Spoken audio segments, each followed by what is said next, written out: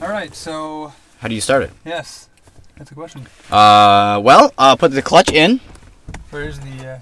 And there is a push to start button. Hold that down. There you go. Beautiful. It's in reverse right now. All right, cool. Don't crash it? Yeah, don't crash it. My girlfriend told me not to crash it. And you just gonna go around the block a little bit. Gonna get a feel for it.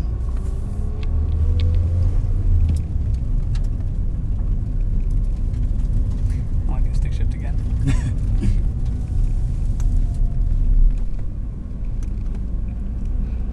So Rich, this car has electric power steering that's speed dependent.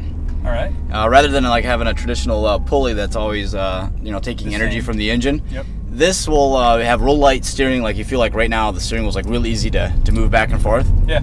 As you get going faster, the electric power steering kind of reduces its amount of assist and kind of turns itself off. So that in the highway, it's basically the system is turned off. So you get better fuel economy because you don't have the parasitic drag on the engine. Yep. But in a parking lot, it moves, like the steering wheel has like no effort to it at all. Just like you can spin it with your fingertip. So it's really nice in parking lots.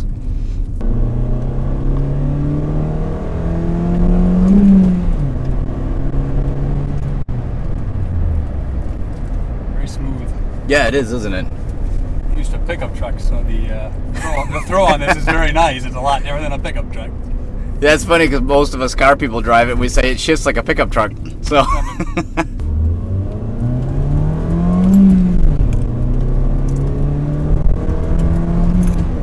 Really, I mean, you have to say the acceleration is pretty decent for a car that's, I mean, it's what, 120 horsepower?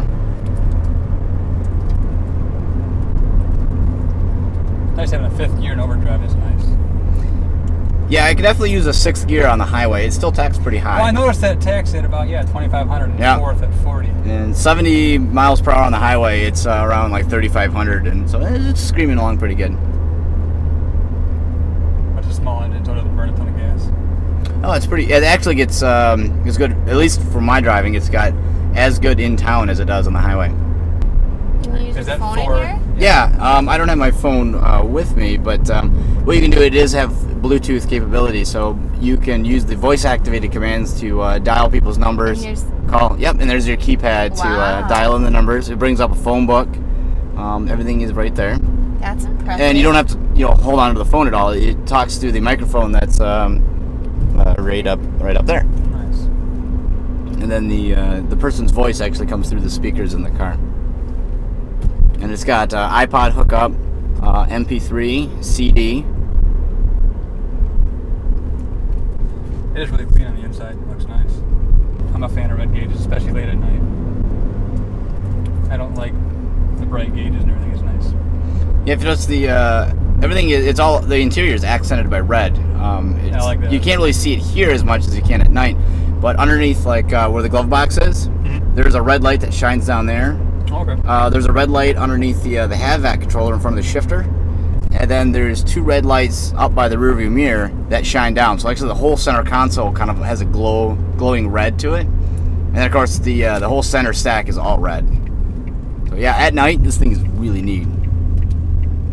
Yeah, I like red accents. My Nissan's got green accents, and I don't like green. Now, this thing at night reminds me more of being in a fighter plane than a car. Rich, what would you think about having the? Ford's talking about having like a paddle shifter where it's called a dual clutch manual. It's not an automatic that shifts like with paddles. It's an actual manual transmission just without a clutch. It shifts in like tenths of a second, more like a race car transmission. But you could leave it in automatic mode, so like Emily could drive it and be like a normal car, but yet you could drive it and be able to select exactly what gear you want to be into. It'd be good for a setup between two people. Like if she doesn't like driving the manual, then that'd be a great setup. Me personally, I just love having the shifter. Yeah, I'm kind of the same way. I always set my hand here. That's how I like to drive it. Even on my automatic, it's got a center shift, so I always set my hand there.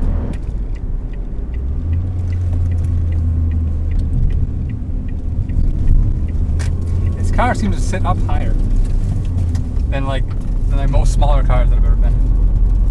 Maybe it's just the way the front is, maybe the hood. I just can't see well, I think it still has a little bit of what Ford used to call command seating, which is the seat sits a little bit higher in a passenger car, more like you would in like a sport utility vehicle.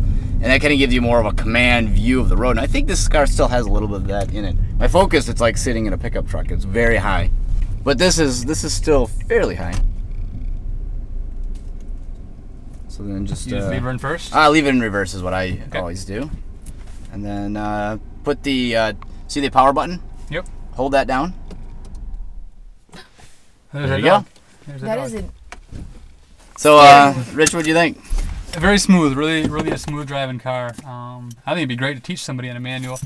The shifting is really smooth. The driving, the suspension's great. The steering handles very well.